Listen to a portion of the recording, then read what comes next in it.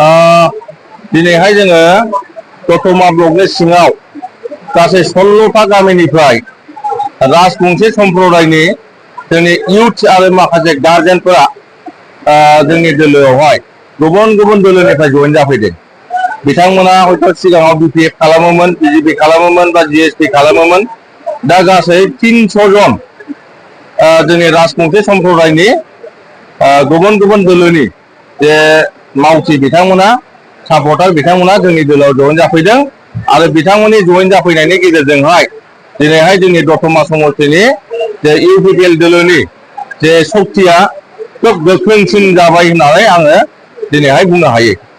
नोंथांमोननि बिजाबावहाय दासिमबो गेजेराव सान्थि दोला बिजाथि फसङाखै, थेवबाबो नोंथांमोना जयनिं हाबाफारिखौ मावफुंनो हादों। माबायदि रायजोआव नोंथांमोननिया? जयनिं हाबाफारिया बिजाथिजों खोथा गैया, माने बिजाथि फोसावनायजों खोथा गैया। खारन जे जयनिं जादों बे जयनिं जानाय हाबाफारिया जाहैबाय मा जोंनि प्रमद बर' सारनि जे आदर्श नीति, जोंनि इउपिपिएल दोलोनि आदर्श नीति, प्रमद बर' सारनि जे भिजन आरो मिशनखौ मोजां मोननानै बिथांमोना जयेन जाफैदों। दा बिजाथिया जायखि जाया मानो हाइकमान्डआ हयथ' गुसुं समनि गेजेरावहाय फोसावसिगोन, जों मिथिनाय मथेब्ला गाबोननि गेजेराव फोसावसिगोन। दा बिजाथिया जायखि जाया मानो जेरैखि जाया जाहाथे दतमा समष्टिया देरहासार जानो हायो, बिनि जे माखासे हाबाफारिया जोङो दा मावफुंगासिनो दङ। जोंनि दतमा समष्टियाव जों बिदि जुजिनो हानाय बादिखौ जों नुवाखै। खारन जोङो बयबो मिथिगौ दिनैहाय बिजेपि दोलोनि एक्टिभिटिसखौ जों नुदों, बिपिएफ दोलोनिखौ नुदों। खिन्थु जों जेरैबायदि एक्टिभिटिस नुबाय थादों, दा बिपिएफनि माखासे दैदेनगिरि आरो सापर्टार बा मावथि बिथांमोना गोबां बिजेपिआव गुगाबाय। खिन्थु सिगांनि जे पल रेकर्ड बेवहाय जुदि जों नायो, बिजेपिनिया 2015 आरो 2020आवहाय 6000खौ बिथांमोना बारनो हायाखै। दा बिपिएफनि भटआ सिगाङाव 2020आव 16,500 भटमोन। दा दिनैहाय बिपिएफनि भटआ गोबां माने नेता कर्मिफोरा माने बिजेपिआव गुगादों। जोंना इउपिपिएल दोलोना ओरै जायाखै, जोंनिया बिजेपिनियाबो जोंनाव फैदों, बिपिएफनियाबो जोंनाव फैदों।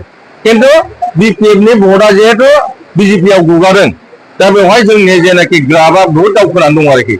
खारन बिपिएफनिफ्राय जुदि 5000 जनसो जुदि बिजेपिआव फैयोब्ला आरो बिजेपिआ सिगाङाव 6000मोन, दा बे 6000निफ्राय जोङो 2000सो जों इउपिपिएलआव जयेन खालामबाय। दा होमबा 4000 थायो। 4000आव जुदि बिपिएफनि 5000 लाबोयोबा 9000ल' फैगोन बिजेपिआ, आरो बिपिएफआ बिदिनो 10-12,000 थागोन आरोखि। जोंनि इउपिपिएलआ बेवहाय खमब्लाबो 20,000 भट मोननानै देरहासार जानो हागोन। रायजो राजानि अनसायनायाथ' दिनैनि जयनिं हाबाफारियाबो मोनसे बिदिन्थि।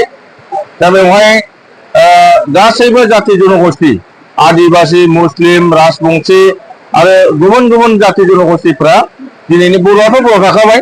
दिनैहाय जोंनि जे इउपिपिएल दोलोनि जोंनि जे प्रमद बर' सारमोन थाबाय, इउजि सारमोन थाबाय, रोनगोरा सारमोन थाबाय, जे बिथांमोननि आदर्श नीति आरो जे इउपिपिएल मडेल अफ पलिटिक्स बेखौ जोबोद मोजां मोननानै बिथांमोना जोबोद लोब लोब माने जयेन जाफैदों। आरो बिथांमोननि जयेनिं जानायानो जोंनि दोलोखौ गोबां भटआव देरहाहोगोन होननानै जों मिजिं खालामनो हायो। रायजो राजानि मेसेजखौ बेखौनो होनो सानो आङो, एबारनि नैबे 2025नि जे बिटिआर इलेक्सनावहाय साफ्रोम रायजो राजाया गोख्रों आरो गोग्गो मोनसे समाज दानाय हाबाफारियाव बाहागो लानांगौ।